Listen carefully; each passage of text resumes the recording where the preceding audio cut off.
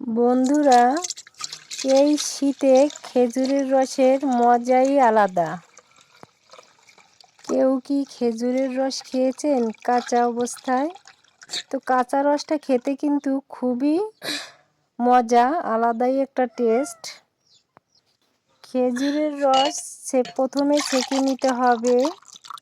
তো আমি ছেঁকে নিয়েছি। এখন আমার ছেলে বলল, আম্মু রস খাবো। তো ও খেয়ে নিল খেজুরের রস।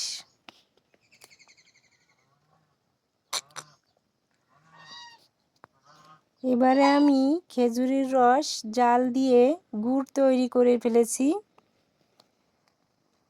তো দেখেন গুড় অনেক সুন্দর হয়েছে। এই গুড় দিয়ে আজ আমি বানাবো মুড়ির মোয়া। মুড়ির মোয়া খেতে কিন্তু বেশ লাগে। তো দেখেন আমি গুড়টা তৈরি করে নিচ্ছি। তো এখনো হয়নি, এখনো অনেকক্ষণ জাল দিতে হবে। তো আমার গুড়টা রেডি হয়ে গেছে। এখন আমি কালো জিরা দিয়ে দিলাম। তো বন্ধুরা দেখেন, এভাবে গুড়টা আঙ্গুলের সাহায্যে, দুটো আঙ্গুলের সাহায্যে দেখা যাবে যখন আঠালো হয়েছে তখনই গুড়টা রেডি হয়ে গেছে। তো এবারে আমি দিয়ে দিব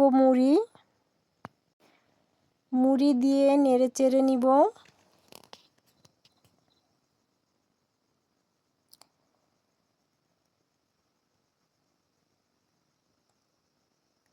তো নেড়ে চেড়ে আমি আবারও কিছু মুড়ি দিয়ে নাড়ব। তবে এটা কিন্তু অল্প জালে করতে হবে, বেশি জাল দেওয়া যাবে না, তাহলে নিচ থেকে পুড়ে ধরবে।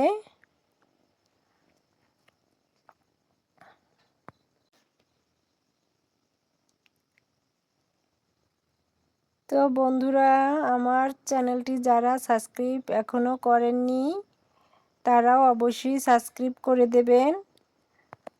আর যারা প্রতিদিন আমার ভিডিও দেখেন, কমেন্ট করেন, লাইক দেন, তাদেরকে আমার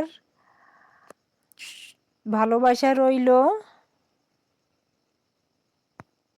নেড়ে চেড়ে এবার আমি গরম থাকা অবস্থাতেই মুড়ি হাতে নিয়ে চেপে চেপে এভাবে গোল করে নিব।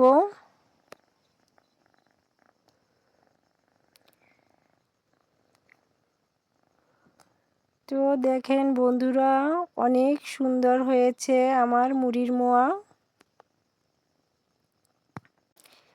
এভাবে আমি সব মোয়াগুলোই বানিয়ে নিব। তবে হাতটা পানিতে ভিজিয়ে নেবেন, তারপরে মুড়িগুলো চেপে চেপে এভাবে মোয়াগুলি বানিয়ে নেবেন।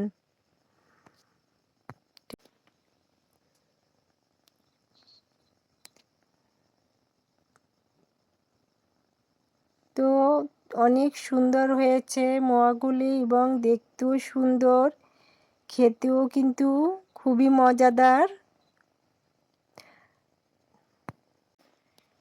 আপনারা চাইলে বাড়িতে বসে একবার ট্রাই করে দেখতে পারেন ঘরোয়াভাবে। এভাবে বানিয়ে খেলে আর কিনে খেতে হবে না। তো সবাই ভালো থাকবেন, আমার জন্য দোয়া করবেন।